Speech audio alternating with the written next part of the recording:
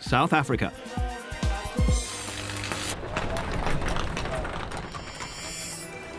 The San Siro, the home shared by Italian giants Milan and Inter. Real Madrid's Santiago Bernabéu. Barcelona's Camp Nou. And Wembley Stadium in London, just 4 of the world's great stadia. It's a dream of many a football fan to watch a game in such glamorous surroundings. For some, the university sports fields in the Welsh village of Llanrymni are equally deserving of a visit. For the groundhopper, any football match at any stadium is worth seeing.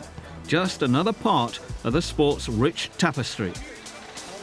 The University of Glamorgan in Treforest provided accommodation for these groundhoppers who embarked upon a tour of South Wales and Western England, taking in 10 football matches, each at a different venue over a 4-day period. Chris Berazai is a veteran at organising such expeditions.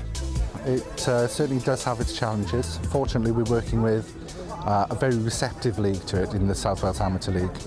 Brilliant secretary of the league who will do things at the drop of a hat to actually get things organised for us. We're not just using the South Wales Amateur League, we have got one game in the Welsh League, which we've asked them to move forward an hour, which they've done. So, but basically we've enjoyed using the South Wales Amateur League for the last 6 years. Nearly run out of teams with them now, but yeah, it's been great.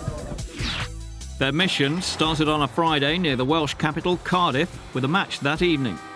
Over the 4 days, they'd cover 341.7 miles, crossing the Severn Bridge into England for the final 6 games, before the majority returned to Treforest to collect their cars and head home. First up on this hop was a 6:30 p.m. kickoff, Splot Albion against FC Roos in the South Wales Amateur League Division 1. The 53 groundhoppers on board the coach will be joined there by many more making their own way by car.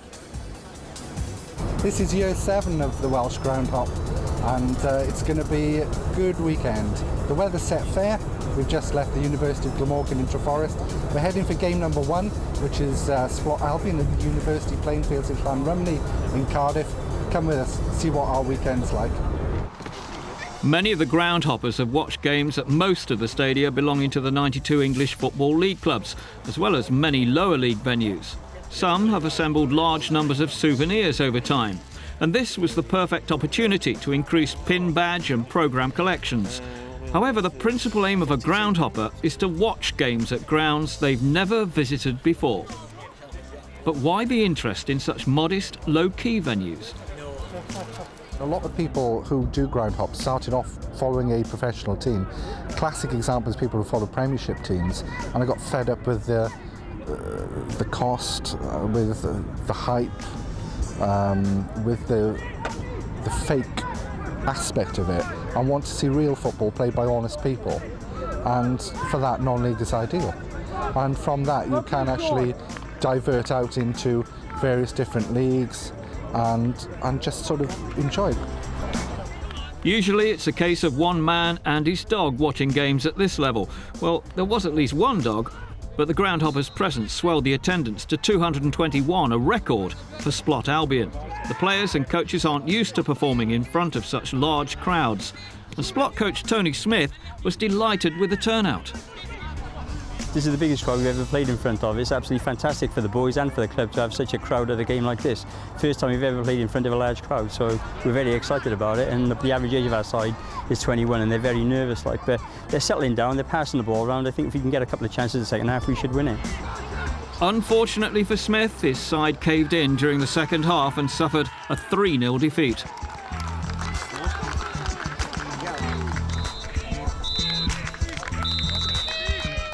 Game 1 over, the groundhoppers headed back to Treforest to prepare for a marathon of 3 games per day over the next 3 days.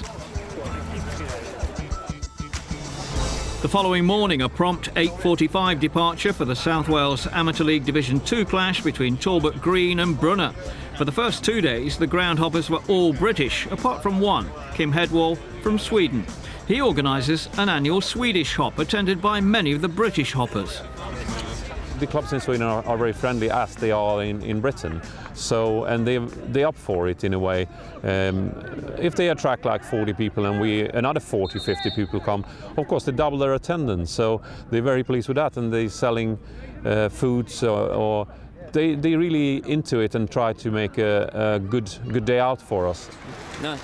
For some, a photo of each ground's name is a lifelong reminder of their visit. Another must-do for most ground hoppers is to take down details of the matches they witness. Kick-off times, goal scorers, bookings, corners, and of course, team lineups. Lawrence Reed's a self-confessed ground-hopping stato, and there isn't a ground around he won't visit. Sky's the limit. You know, Scilly Isles, 2 teams, 1 pitch, that, you know, we'll do that. You know, frankly, as long as there's a game, you know, and it's competitive, we're interested. The madder the better. The group helped set 5 record crowds over the course of their journey, and they're all set to do it again later this month in Dorset, southwest England. So many grounds, so little time. The Groundhoppers will be coming soon to a ground near you.